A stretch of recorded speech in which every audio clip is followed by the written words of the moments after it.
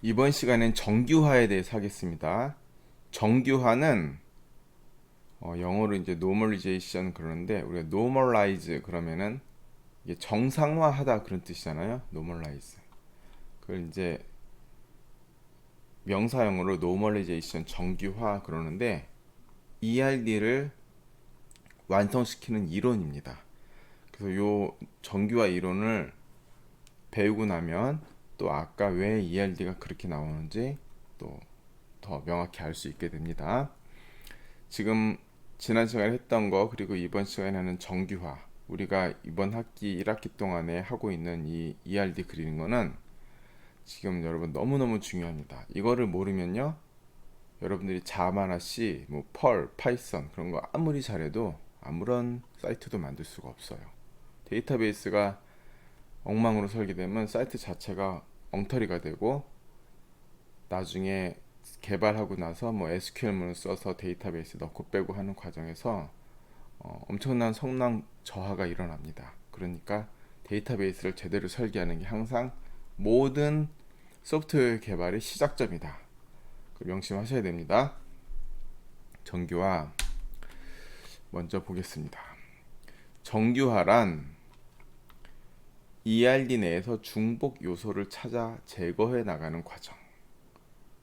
중복을 제거한다. 이런 게 이게 이겁니다. 아까 여기서 따지면은 만약에 어떤 이제 테이블에서 이렇게 돼 있다 칩시다. 학과명. 그래서 여기 뭐 학과 코드가 A41이 있는데 전자공학과잖아요. 이 뭐 학과명 이렇게 하고, 뭐 전자공학과가 있고, 그리고 컴퓨터공학과 이렇게 있다. 네. A42가 컴퓨터공학과니까 이렇게 돼 있으면은 사실 이 학과 코드의 학과명이 뭔지는 학과 테이블에 있잖아요. 그러니까 학생 테이블에는 이 학생이 어떤 학과에 속해 있는지만 학과 코드, 그러니까 이 학과의 프라이머리 키죠. 이게 대표 컬럼이니까, 그쵸? 이 대표 키 이것만 갖고 있으면 되지, 굳이 뭐 과 사무실이 어디고, 이거 과 사무실도 이렇게 해볼게요. 과 사무실이 어디고 학과명이 뭐고 이런 거를 여기 학생 테이블에 갖고 있을 필요가 없다라는 거죠. 이런 걸 중복이라는 거예요. 중복은 필요가 없다. 그냥 얘는 프라이머리 키만 딱 갖고 있으면 된다. 그러면 이재명의 학과명은 뭐냐? 그러면 이 학생 테이블에서 보고 학과명을 확인하는 게 아니고, 이재명의 학과명은 학과 코드를 보면 A41이니까 A41의 학과명은 전자공학과가 확인할 수 있다는 거죠. 여기는 학과 코드에 이미 이 학과 테이블에 A41이라는 학과 코드의 학과명이 뭐고 과 사무실이 뭐였다라는 거는 이 학과 테이블에 이미 있기 때문에 학생 테이블에 이걸 똑같이 또 집어넣을 필요가 없다. 이게 중복인 거예요. 그쵸? 그래서 이재명이 속한 학과의 과 사무실은, 그러면은 이걸 학생 테이블에 이게 다 쓰는 게 아니고 이것만 확인하면 된다 이거죠. 이거는 어떻게 보면 너무 당연한 거예요. 열을 필요 없는 거죠. 열 삭제. 예.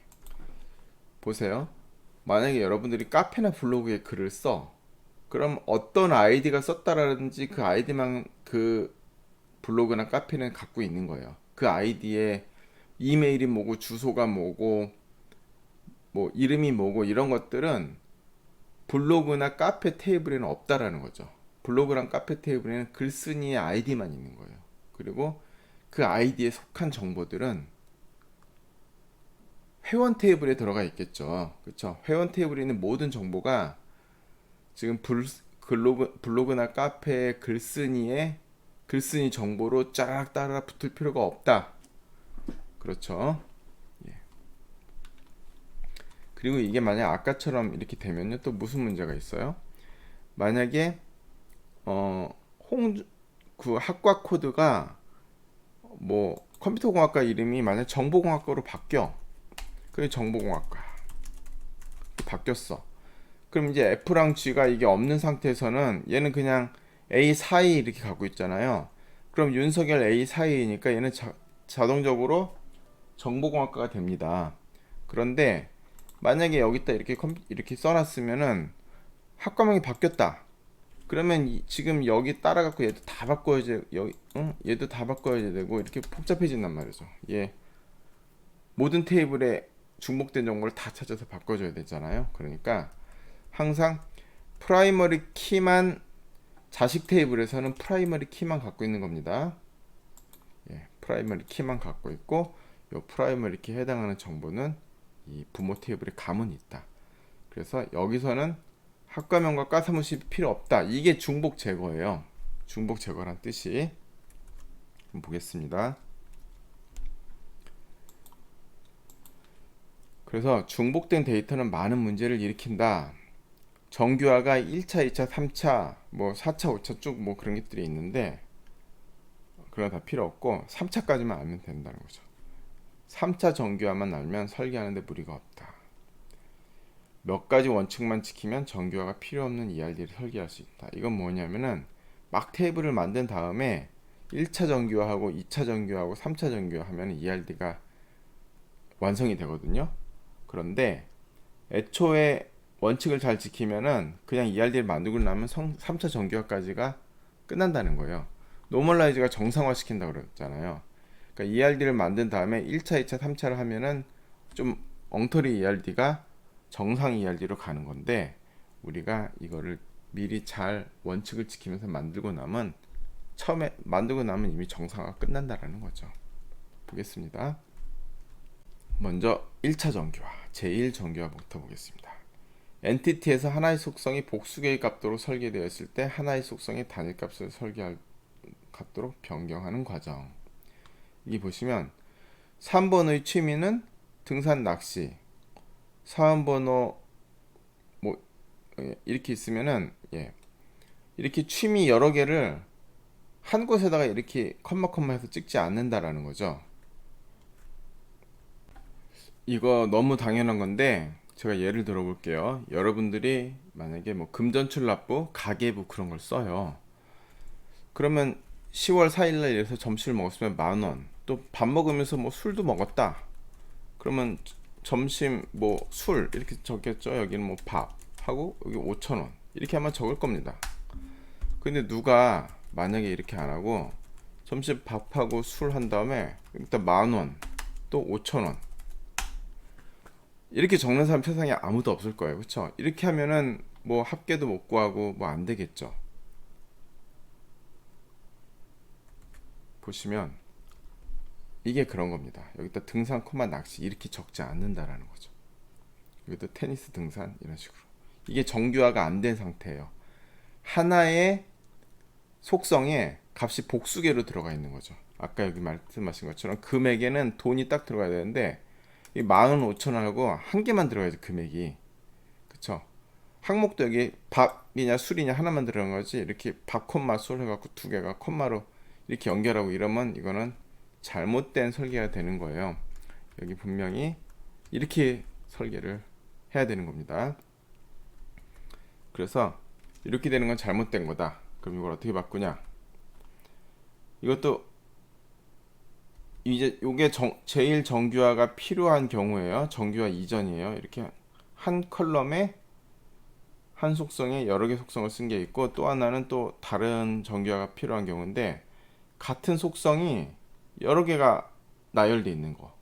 예를 들면 이런 거죠.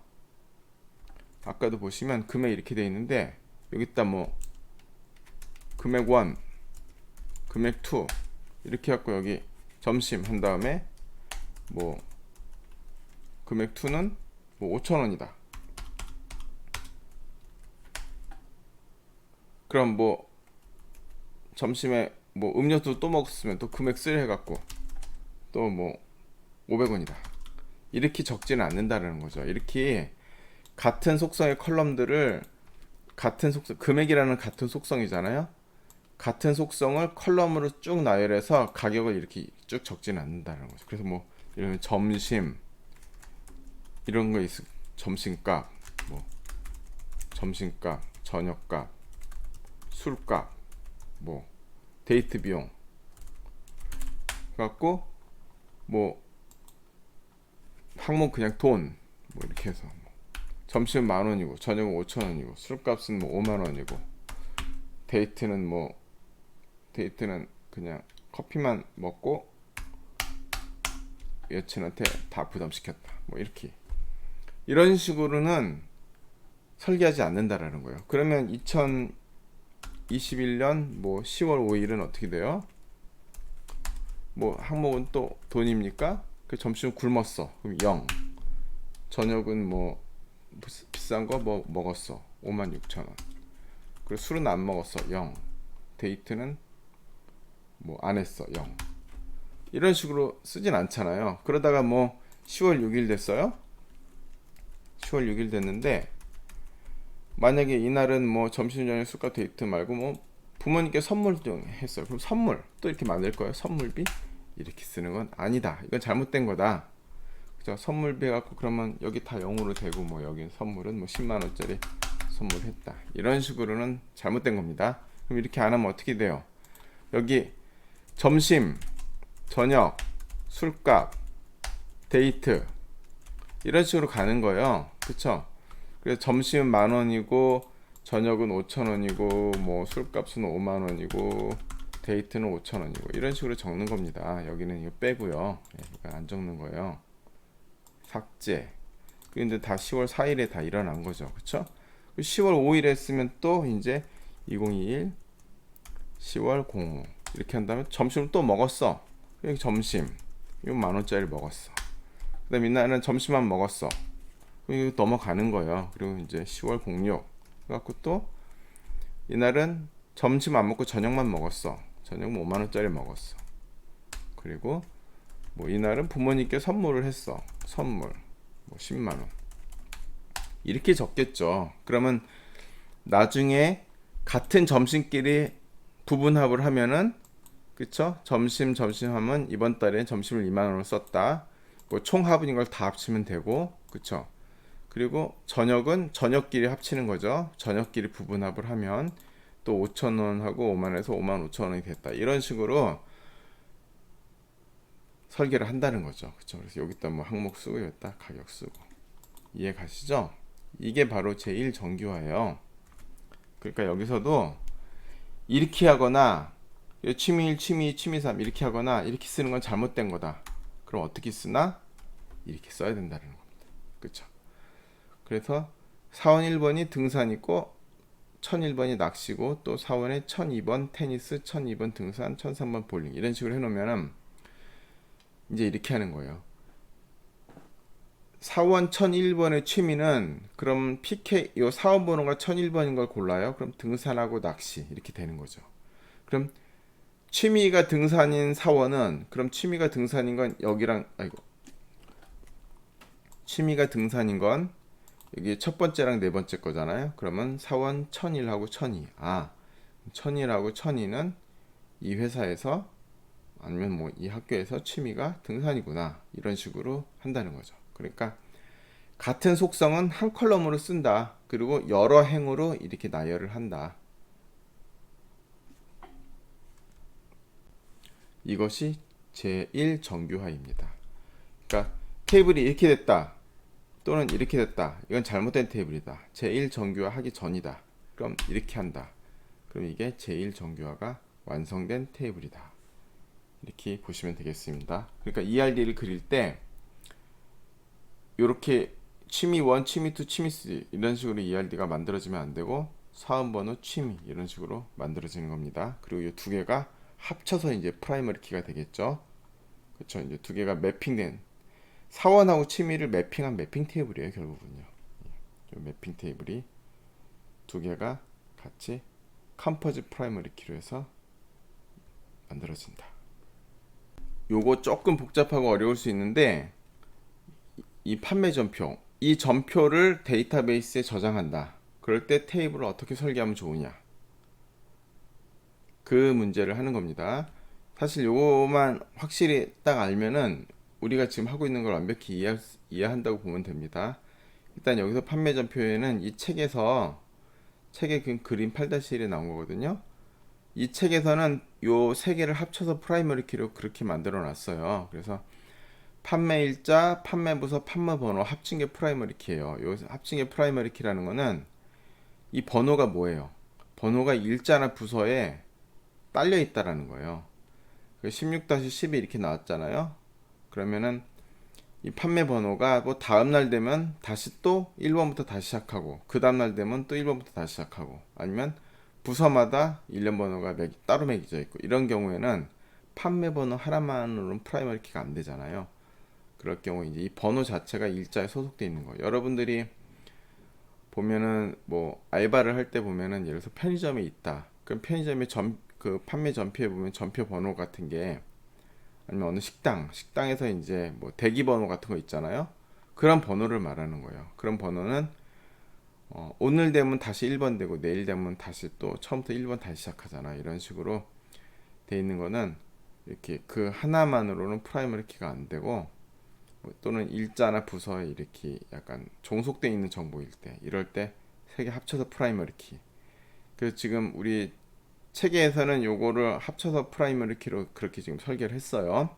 일단은 저는 요 세 개를 합쳐서 프라이머리 키로 설계하는 이 방식이 좋지 않다고 생각하는데, 책에 이렇게 나왔으니까 요 방식을 먼저 하고 올바로 설계하는 것, 또 제 생각대로 설계하는 것도 나중에 하겠습니다.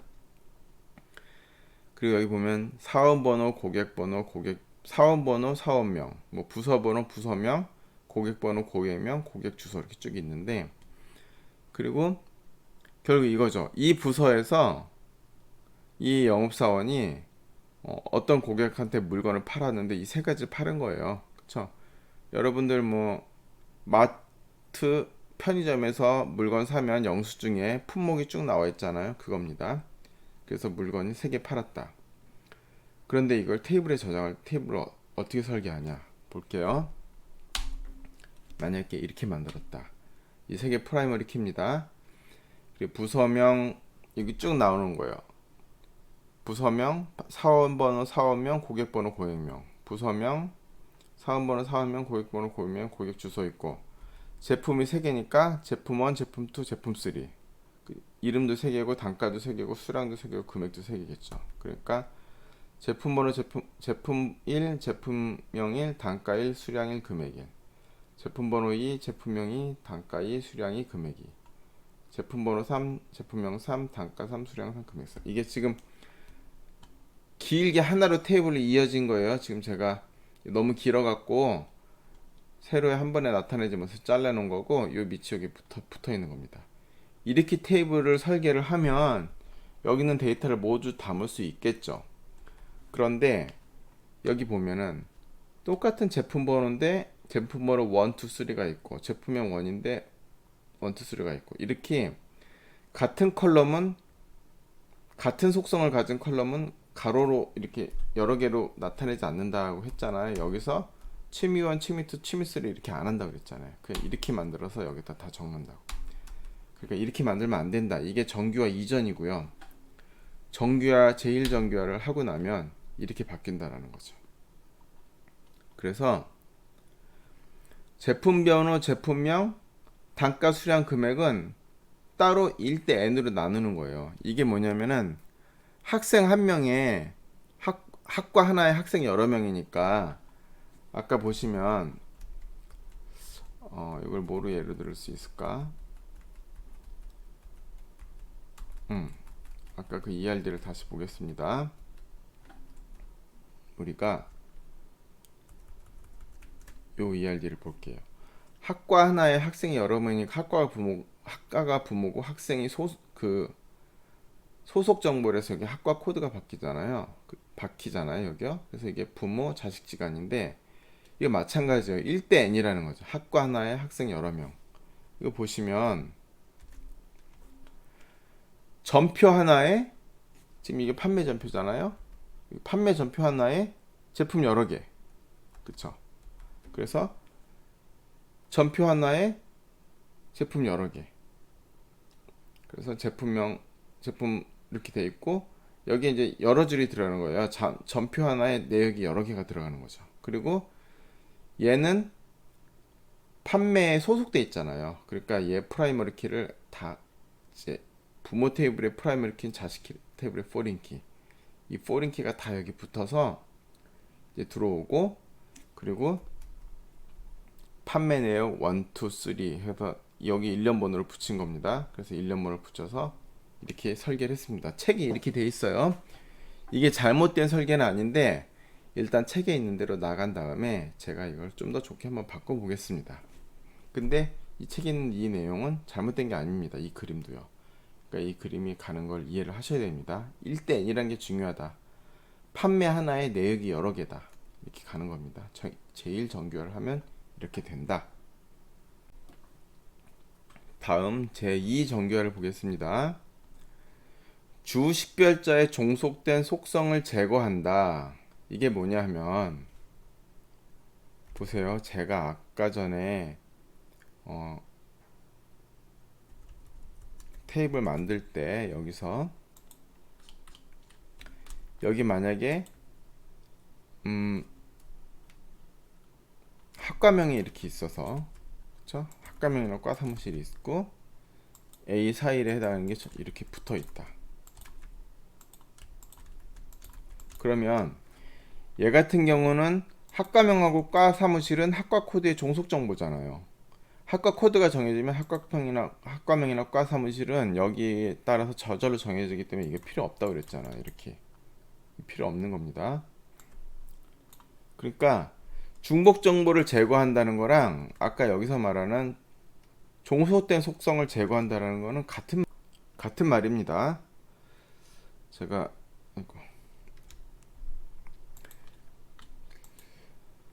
그럼 보시면 부서명은 여기서 보시면 이런 거예요. 그러니까 원래 부서 테이블이 따로 있어서 판매 부서랑 어떤, 이게 부서 코드거든요.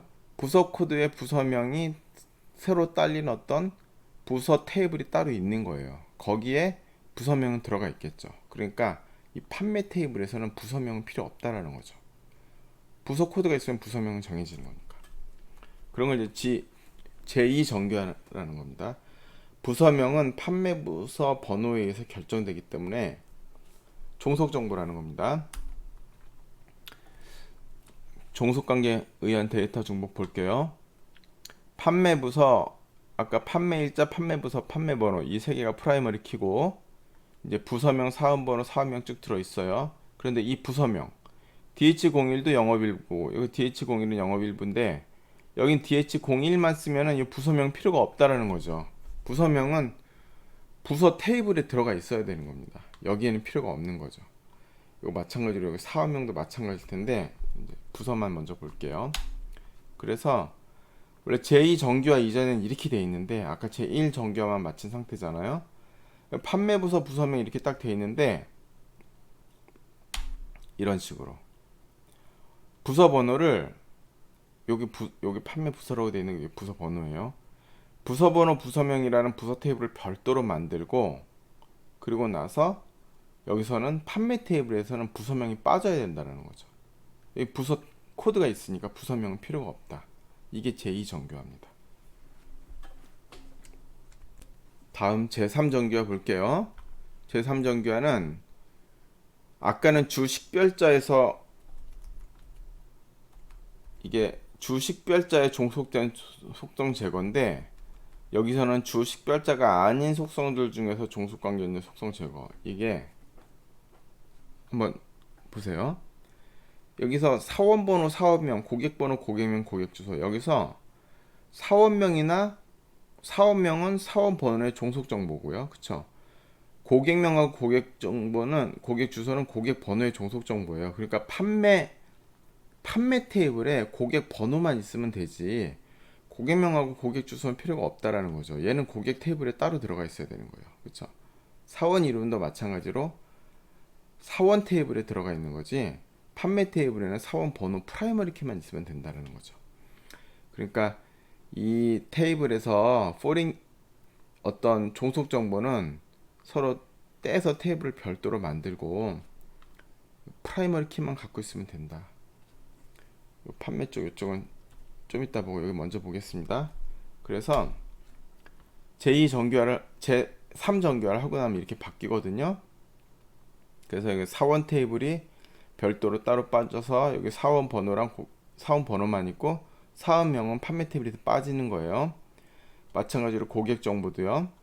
여기는 고객 번호만 있고 고객명하고 고객 정보, 고객 주소는 고객 테이블로 별도로 빼고 판매 테이블에서는 고객 번호만 있는 거예요. 그러니까 이거죠. 블로그 테이블에서는 아이디만 있고 그 아이디에 해당한 정보들은 다 회원 정보에 따로 있잖아요. 이거 마찬가지야. 판매 테이블에선 누구한테 팔았냐? 그럼 판 사람 고객 번호만 있는 거고 뭐 고객 주민등록번호나 아니면 고객 아이디 이런 것만 갖고 있는 거고 그 고객의 상세 정보는 고객 테이블에 들어가 있어야 된다라는 거죠. 사원도 마찬가지로 어떤 사원이 팔았냐, 판매 영업사원이 누구였냐, 그러면 영업사원 번호만 판매 테이블에 들어가 있는 거고 이 사원의 상세 정보는 사원 테이블에 별도로 들어가 있다. 이렇게 설계해야 된다는 거죠. 그래서 보면은 부서명은 부서번호에 종속적이니까 뺐고 사원명도 사원번호에 종속적이니까 뺐고 고객명하고 고객 주소도 고객 번호에 종속적이니까 서로 다른 테이블을 별도로 뺐다라는 거죠. 그런데 뺄 때 여기서 보세요. 판매 번호는 프라이머리 키인데 사원 번호랑 고객 번호는 프라이머리 키가 아니잖아요. 그래서 프라이머리 키인 거를 분리하는 거. 여기 판매 번호에 판매 부서죠. 판매 부서는 프라이머리 키인데 사원 번호랑 고객 번호는 프라이머리 키가 아니죠. 판매 부서를 여기서 보세요. 판매 부서는 프라이머리 키잖아요. 그 부서명을 따로 뺐어. 얘는 부서명 종속 정보니까. 그런데 판매 부서는 프라이머리 키야. 이게 주 식별자라는 거죠. 그래서 주 식별자에 있는 테이블을 분리하는 거, 이렇게 분리하는 거. 이게 제2정규하고 여기서 부서 판매 사원 번호나 고객 번호라는 건 프라이머리 키가 아니잖아요. 그래서 프라이머리 키가 아닌 테이블을 분리하는 게 제3정규화라는 거죠. 그러니까 제2정규화랑 제3정규화는 방법은 동일한 거예요. 여기 보면은 사원명은 사원번호에 종속되고 고객명은 고객번호에 종속되니까 테이블을 이렇게 분리한 거잖아요. 그런데 사원번호와 고객번호는 프라이머리 키가 아니야, 판매 테이블에. 그래서 제2정규화라 제3정규화라고 부르는 거고 부서번호 부서명은 지금 부서명은 판매 부서에 종속되어 있는데 이 판매 부서는 지금 부서번호가 프라이머리 키잖아요. 그러니까 프라이머리 키이기 때문에 제2정규화, 프라이머리 키가 아닌 건 제3정규화라고 부른다라는 거죠. 그러니까 그냥 이게 프라이머리 키냐 아니냐만 차이점이지 결국 제2정규화와 제3정규화는 동일한 방식으로 정규화를 하는 겁니다. 근데 프라이머리 키냐 아니냐는 되게 중요해요. 그래서 이거 프라이머리 키로 정규화를 한 거, 제2정규화. 제2정규화를 하면 실선이 된다. 제3정규화를 하고 나면 점선으로 그린다. 이거 중요합니다.